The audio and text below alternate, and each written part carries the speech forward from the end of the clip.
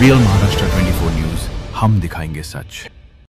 परभणी जिल्ह्यातील पाल तालुक्यातील मौजे उक्कडगाव येथील ग्राम पंचायतचे तत्कालीन ग्रामसेवक लाचखोर अमोल मुळे व श्रीमती जनाबाई फड यांनी गटविकास अधिकारी पालव श्री सिसोदे यांच्या संगनमताने लाखो रुपयांचा भ्रष्टाचार केल्यामुळे त्यांच्या भ्रष्ट व निष्क्रिय कारभाराची चौकशी करून निलंबित करावे, अशी मागणी निवेदनाद्वारे माननीय जिल्हाधिकारी परभणी व माननीय मुख्य कार्यकारी अधिकारी जिल्हा परिषद परभणी यांना धनंजय शिंदे यांनी केली आहे। याबाबत सदरील प्रकरणात माननीय मुख्य कार्यकारी अधिकारी जिल्हा परिषद परभणी यांनी सखोल चौकशी करून संबंधित ग्रामसेवकांवर कार्यवाही करण्याचे आदेशित करूनही गटविकास अधिकारी त्यांना पाठीशी घालत आहे व तसेच माहिती अधिकारात प्रथम अपीलामध्ये अर्जदार हे गैरहजर असताना त्यांच्या परस्पर अर्ज निकाली काढून अन्याय करण्यात आला, त्यामुळे संबंधितांवर निलंबनाची कार्यवाही करावी, अन्यथा दिनांक 13/8/2025 बुधवार रोजी माननीय मुख्य कार्यकारी अधिकारी जिल्हा परिषद परभणी यांच्या विरोधात आंदोलन मैदान परभणी येथे आमरण उपोषणास बसणार आहे, अशा आशाचे निवेदन धनंजय मुरलीधर शिंदे राहणार उक्कडगाव यांनी दिले आहे।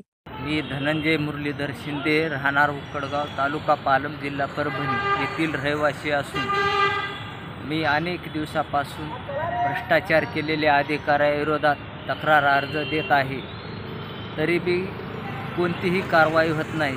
परभणी जिल्हा परिषद यांच्याकडे किती तारखेला तुम्ही उपोषणाला किती तारखेला बसणार आहेत? 13/8/2025। अच्छा, कोणाच्या विरोधात बसणार आहेत?